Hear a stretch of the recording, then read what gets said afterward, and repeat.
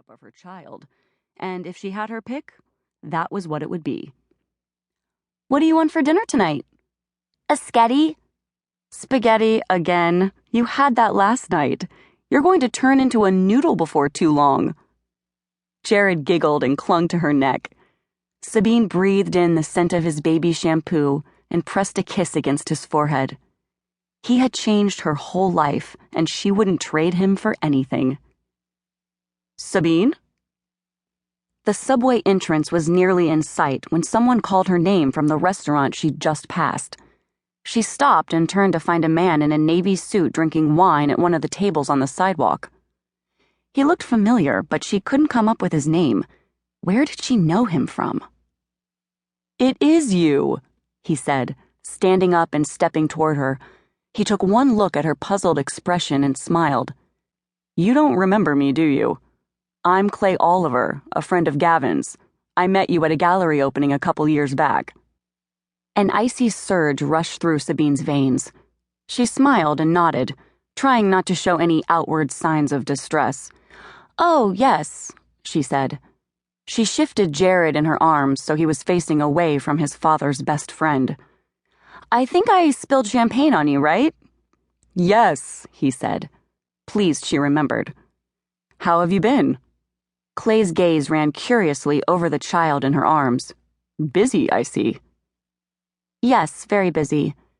Sabine's heart began pounding loudly in her chest. She glanced over her shoulder at the subway stop, desperate for an escape. "Listen, I'm sorry I can't stay to chat longer, but I've got to meet the babysitter. It was good to see you again, Clay. Take care." Sabine gave him a quick wave and spun on her heel. She felt as if she was fleeing the scene of a crime as she dashed down the stairs. She nervously watched the people joining her on the platform. Clay wouldn't follow her, at least she didn't think so. But she wouldn't feel better until she was deep into Brooklyn and far out of Gavin's sphere of influence. Had Clay seen Jared closely enough? Had he noticed the resemblance? Jared was wearing his favorite monkey t-shirt with a hood and ears, so perhaps Clay hadn't been able to make out his features or how old he was. She hoped. She leaped onto the train the moment it arrived and managed to find a seat. Clutching Jared tightly as he sat in her lap, she tried to breathe deeply, but she just couldn't do it. Nearly 3 years. Jared was fewer than 2 months from his second birthday, and she had managed to keep their son a secret from Gavin. In all this time, she'd never run into him or anyone he knew. They didn't exactly move in the same social circles. That was part of why she'd broken it off with Gavin. They were a world apart, unsuitable in every way. After she split with him, he'd never called or texted her again. He obviously wasn't missing her too badly. But Sabine had never allowed herself to relax. She knew that sooner or later, Gavin would find out that he had a son.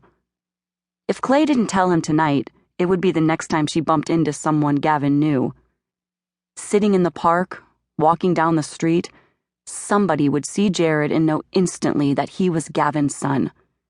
The bigger he got, the more of a carbon copy of his father he became. Then it was only a matter of time before Gavin showed up, angry and demanding. That was how he worked. He always got his way, at least until now. The only thing Sabine knew for certain was that he wouldn't win this time. Jared was her son. Hers. Gavin was a workaholic and wouldn't have a clue what to do with the child.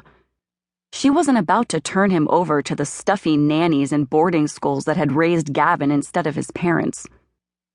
As the train approached their stop, Sabine got up and they hurried to catch the bus that would take them the last few blocks to her apartment near Marine Park in Brooklyn, where she'd lived the past 4 years. It wasn't the fanciest place in the world, but it was relatively safe, clean, and close to the grocery store and the park. The one-bedroom apartment was growing smaller as Jared grew older, but they were managing. Originally, a large portion of the bedroom was used as her art studio. When her son came along, she packed up her canvases and put her artistic skills toward painting a cheerful mural over his crib. Jared had plenty of room to play.